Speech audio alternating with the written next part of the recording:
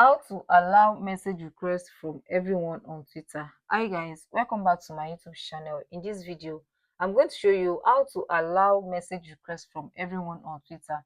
If at the end of this video guys you find it so helpful, don't forget to like and subscribe.